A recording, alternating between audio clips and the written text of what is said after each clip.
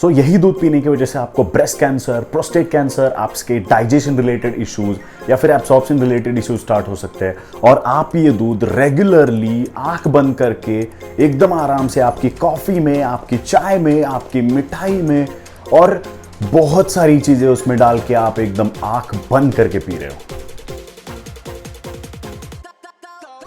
Milk and milk products regular part है हमारी routine का, चाहे वो चाय, कॉफ़ी या कुछ भी बनाना हो, घर पे कोई मिठाई बनानी हो तो मिल्क रेगुलर पार्ट है। अगर आप फिटनेस एंथुसियास्ट हो तो आपके लिए एक अच्छा प्रोटीन सोर्स है, या फिर आपके वे का रॉ मटेरियल जिससे बनता है वो भी मिल्क है। But this is not enough.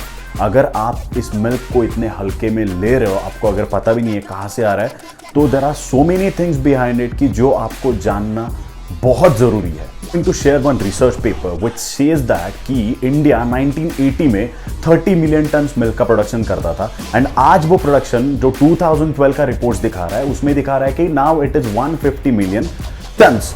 But shocking चीज ये है इसमें, अगर आप वो रिसर्च पेपर में देखोगे कि उस टाइम पे जो एनिमल्स थे जो दूध देते थे, चाहे वो गाय हो या फिर भैंस हो, उनमें बस 5 to 6% इंक्रीज है। मतलब अगर उस टाइम पे 1 लाख होते थे तो राइट नाउ इट्स 1,05,000 to 1,08,000।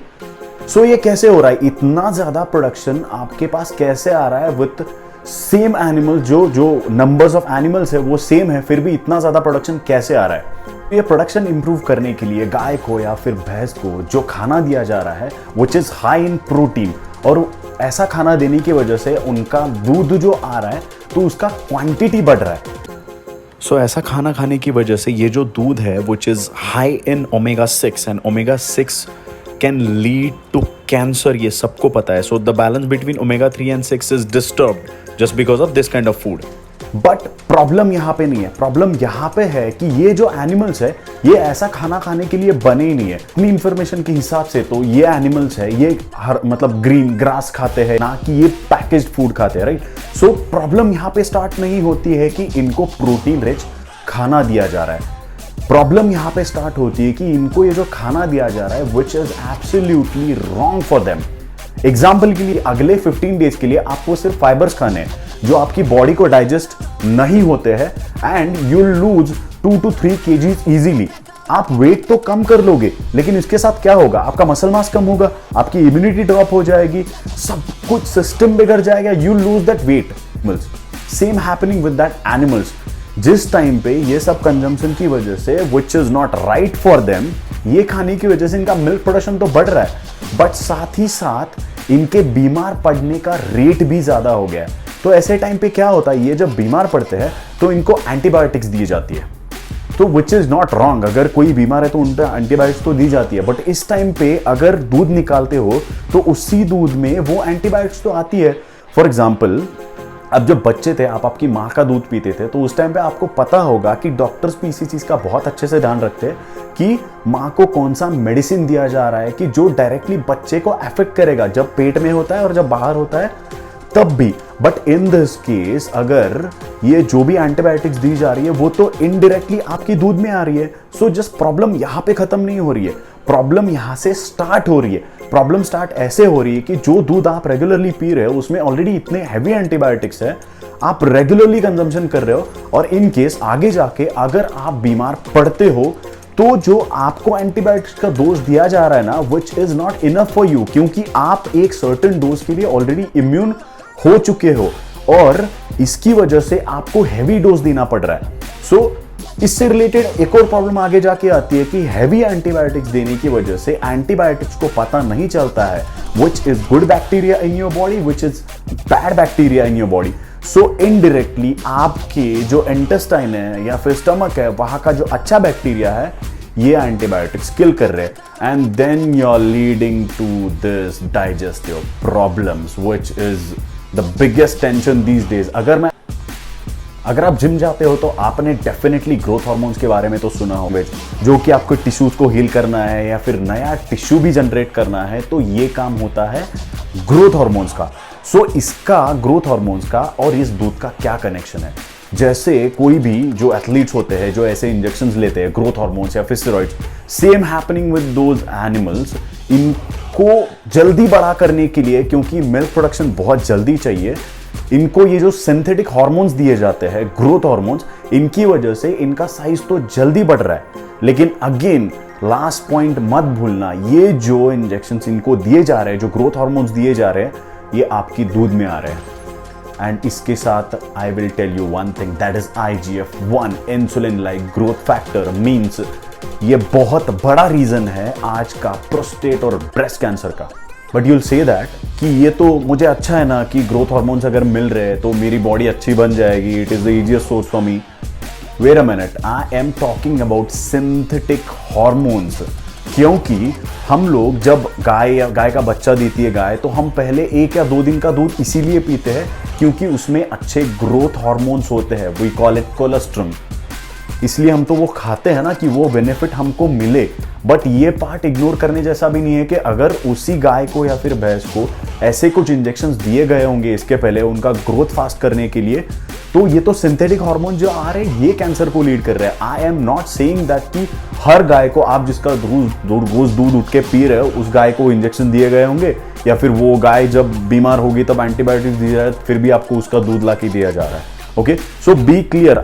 लोग तो ये भी कहते हैं कि ये दूध हमारे लिए बना नहीं है, या फिर वो उनके लिए बना है जो एक 40 किलो के बच्चे को आधे टन का बच्चा बनाता है, उनके लिए बने हैं। I agree with it, but ये जो जेनेटिक म्यूटेशन हम में हुआ है ना, क्योंकि आज हम लोग दूध नहीं पी रहे, ओके, बहुत दिनों से दूध पी रहे हैं हम लोग, बहुत सालों से, कितने सालों से हम लोग दूध पी रहे हैं। सो ये जेनेटिक म्यूटेशन की वजह से तो ये दूध कुछ लोगों को सूट करता है और कुछ लोगों को सूट नहीं करता है। इसके लिए मैंने लास्ट पॉइंट रखा था व्हिच इज लैक्टोज इंटॉलरेंस। सो इन लोगों में क्या होता है, जो बॉडी एक एंजाइम बनाती है दैट इज लैक्टेज, जो मिल्क का शुगर ब्रेक डाउन करने का काम करता है, इन लोगों में प्रेजेंट नहीं है। So this is totally hereditary. अगर आपकी किसी फैमिली में आपको अगर लैक्टोज इंटॉलरेंस है तो वो आप में भी आ सकता है, नॉट नेसेसरी। जेनेटिक म्यूटेशन होता रहता है। हम बंदर से इंसान बन गए, आज तक हम बंदर नहीं है। सो दूध पीते थे, पी रहे हैं, not a problem with it. Problem वहां पे है अगर यही दूध एंटीबायोटिक से रिलेटेड है या फिर वो ग्रोथ हार्मोन से कनेक्ट, अगर ग्रोथ हार्मोन्स या फिर सिंथेटिक हार्मोन्स या फिर एंटीबायोटिक्स मिक्स होके आ रहा है तो। So what you can do is you can go for the trusted source. और आजकल बहुत ज्यादा ऑर्गेनिक का ट्रेंड चल रहा है। आप थोड़ा सा एक्सपेंसिव बाय करोगे, लेकिन श्योर शॉट इतना होगा कि बहुत सारे ऐसे लॉज है जो अभी आ रहे हैं डेयरी इंडस्ट्री में कि जो बता रहे हैं कि दे विल डू अ सर्वे कि दूध में एंटीबायोटिक्स है कि नहीं। इतने सारे टेस्ट ऑलरेडी हो रहे हैं, so that is safe. So what I will say, go for the trusted source. Blindly आप इस चीज को एकदम आराम से अभी तो बिल्कुल मत लो, क्योंकि जैसा मैंने आपको जो रिसर्च पेपर्स बताए थे वो तो बहुत शॉकिंग फिगर्स है। सो दूध या फिर दूध के जो प्रोडक्ट्स है बहुत इंपॉर्टेंट पार्ट है हमारी लाइफ का। हम कंप्लीटली अभी इसको इग्नोर नहीं कर सकते या फिर डायरेक्टली रिमूव भी नहीं कर सकते, क्योंकि अगर आप जिम गोअर हो तो आपका वे प्रोटीन हो गया, आपका केसीन हो गया। अगर आपको प्रीबायोटिक्स प्रोबायोटिक्स चाहिए है तो there is a curd, a rich source of protein, there is a paneer. So आप ये कंप्लीटली इग्नोर नहीं मार सकते। बट ये भी मत करो, क्योंकि मैं हमेशा से ये देखता हूँ कि लोग फैट डाइट के पीछे इतना भागते हैं कि आज ये बंद कर दिया, कल वो बंद कर दिया, कल तक मैं नॉन वेजिटेरियन था, आज मैं वेजिटेरियन हो गया, अब मैं वीगन हो रहा हूँ। Do not play with your body, understand.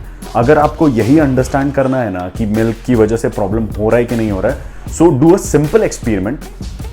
आज से या फिर कल से 15 डेज के लिए कंप्लीटली डेयरी बंद कर दो and start observing the change. अगर सीरियसली यही प्रॉब्लम था आपके डाइजेशन का या फिर जो भी आपको हेल्थ इश्यूज हो रहे थे, जो आप फील करोगे वो बंद करने के बाद, अगर वहां पे कुछ फील हो रहा है तो ठीक है। 15 दिन के बाद आपको अच्छा लग रहा है, सो इट्स योर चॉइस। अगर आपको बंद करके रखना है तो बंद करके रखो, उसके बाद यू स्टार्ट विद इट। अगर आपको कुछ चेंजेस दिख रहे हैं कि नहीं दूध पीने की वजह से प्रॉब्लम हो रही है, then it's not for you. Don't run behind the fat diets and trends कि ये बंद करो वो बंद करो। थोड़ा खुद का दिमाग चलाओ। म्यूटेशन हुआ है ना तो उसके साथ ब्रेन भी डेवलप हुआ है। And this was it guys, thank you for watching this video And if you are new to my channel, don't forget to subscribe and don't forget to hit that bell icon. Thank you and good day.